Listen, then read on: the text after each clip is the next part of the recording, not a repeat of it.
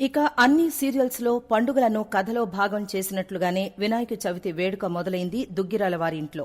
నేటి కథనంలో కనకం వెంటే కావ్య తండ్రి కృష్ణమూర్తి ఎంట్రీ ఇవ్వడమే కీలకంగా మారింది. ఆయన చాలా కాలంగా సీరియల్లో కనిపించడం లేదు. కృష్ణమూర్తి రీ ఎంట్రీ వివరాలతో పాటు నేటి కథనం హైలైట్స్ ఇప్పుడు చూద్దాం. అంతా హాల్లో కూర్చుని కబుర్లు చెప్పుకుంటూ ఉంటారు. అప్పుడే కనకం కృష్ణమూర్తి వస్తారు.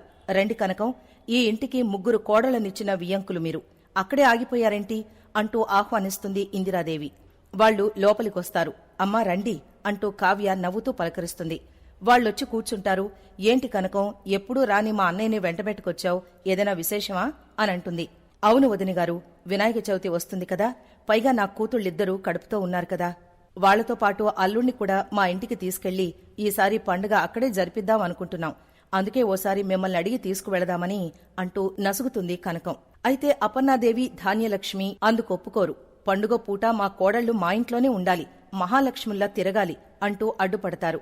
ఇక కనకంతో అపర్ణాదేవి, నలుగురిని అక్కడికి తీసుకెళ్లే కంటే మీ ఇద్దరు ఇక్కడికొచ్చేస్తే బావుంటుంది కదా, అంతా కలిసి పండుగ చేసుకోవచ్చు అనంటుంది. ఇక అపర్ణాదేవి అలా అనడంతో అంతా మంచి ఐడియా అంటారు. కావ్య, అప్పు కూడా మా అత్తల మాటే మా మాట, ఇదే మా కుటుంబం అంటూ డైలాగ్స్ చెప్తారు.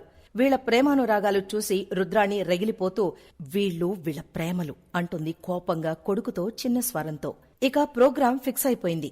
వినాయక చవితి పండుగకు కనకం, కృష్ణమూర్తి కూడా దుగ్గిరాల వారింటికే రాబోతున్నారన్నమాట.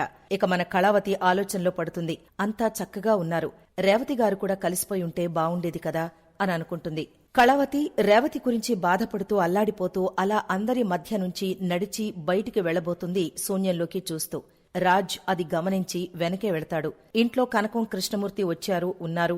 వాళ్లని పట్టించుకోకుండా కళావతి బయటికొచ్చేస్తోంది. చాలా రోజుల తరువాత నేటి కథనంలో కృష్ణమూర్తి రీ ఎంట్రీ ఇచ్చారు. పైగా కావ్యకు కృష్ణమూర్తికి మంచి అనుబంధం ఉండేది. కనీసం ఎలా ఉన్నావు నాన్నా అని కూడా అడగలేదు చిత్రంగా. అలాంటప్పుడు కృష్ణమూర్తిని ఎందుకు రప్పించారో ఏమో. పైగా వచ్చిన మనిషి మౌనంగానే ఉన్నాడు. ఆయనకు ఒక్క డైలాగ్ కూడా రాయలేదు.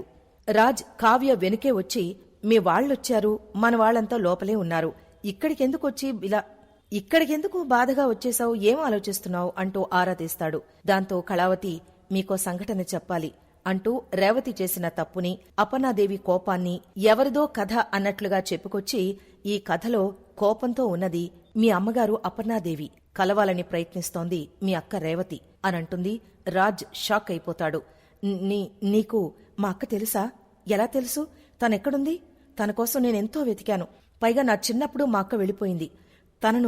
తను నీకెలా తెలుసు అని కంగారుగా అడుగుతాడు. నాకే కాదు, మీక్కూడా తెలుసు. మీరు గతం మర్చిపోయినప్పుడే మీరావిడ్ని కలిశారు, నోరారా అక్కా అని పిలిచారు అంటూ అది గుర్తు చేస్తుంది కావ్య. అలాగే అపర్ణాదేవిని కలవడానికి రేవతి ప్రయత్నిస్తే అపర్ణన్న మాటలన్నీ వివరించి గుర్తు చేస్తుంది మన కళావతి. దాంతో రాజ్, అయితే ముందు మనం మా అక్కని పండుగకు పిలుద్దాం, తర్వాత ఇంట్లో ఉండేలా ప్లాన్ చేద్దాం, పద వెళదాం అంటూ కావ్యని తీసుకుని రేవతి ఇంటికి వెళతాడు. అయితే అక్కడ బుల్లి స్వరాజ్ గాడు రేవతి, జగదీష్లతో ఈసారి వినాయక చవితి మా ఫ్రెండ్ వాళ్ళింట్లో జరుపుకుందాం అంటూ గొడవ చేస్తూ ఉంటాడు. బుల్లి స్వరాజ్ మాటలు గుమ్మం దగ్గర్నుంచి రాజ్, కావ్య వింటూ ఉంటారు. అక్కడ పండుగ జరుపుకుంటే నీతో పాటు మేమెలా ఉండాలరా అంటుంది రేవతి బుల్లి స్వరాజ్తో. నువ్వు ఆ ఇంటి కూతురుగా వస్తే ఎలా అయినా ఉండొచ్చక్కా అంటాడు రాజ్ నవ్వుతూ. రామ్ అంటుంది రేవతి పలకరింపుగా. రామ్ కాదక్కా, రాజ్, నీ స్వరాజ్ అంటాడు రాజ్. అయోమయంగా చూస్తుంది రేవతి. ఆయన మామూలు మనిషి అయ్యారు వదినా, గతం గుర్తురాగానే మిమ్మల్ని వెతుక్కుంటూ వచ్చారు అంటుంది కావ్య ప్రేమగా. జగదీష్ సంతోషంగా చూస్తాడు వాళ్లవైపు. ఇక రాజ్, కావ్య అలా మాట్లాడేసరికి రేవతి తమ్ముడు అని సంతోషంగా రాజ్ గుండెలపై వాలిపోతుంది. చాలా ఎమోషనల్ గా ఉంటుంది ఆ సీన్. అక్క, నీకోసం వెతకని చోటు లేదు, కాని ఇలా కలిశాం అంటాడు రాజ్ ప్రేమగా. అక్క, బావా, ఈ పండుక్కి మీరు మనింటికొస్తున్నారు అంతే అంటాడు రాజ్. ఫ్రెండ్ ఇంటికేనా అంటాడు బుల్లి స్వరాజ్. అవునరా, నీ ఫ్రెండే నీ అమ్మమ్మ, నేనే నీ సొంత మామయ్య అంటాడు రాజ్. దాంతో షాక్ అయిపోతాడు బుల్లి స్వరాజ్.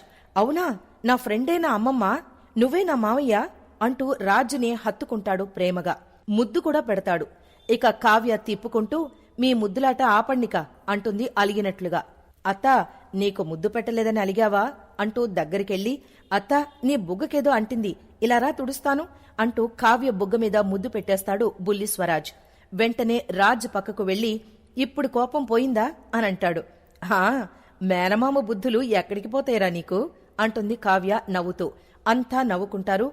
ఇక రాజ్ రేవతితో, రేపు పండుగకు రెండక్క, నిన్ను అమ్మను నేను కలుపుతాను, నాది మాట, తప్పకుండా రా అక్క అని చెప్పి ఒప్పిస్తాడు రాజ్.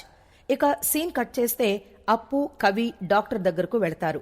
అక్కడే కావ్య గర్భాశయంలో సమస్య ఉందని డాక్టర్ వాళ్లకి చెప్పే సీన్ కొనసాగుతుంది. మరిన్ని వివరాలు తరువాయి భాగంలో చూద్దాం.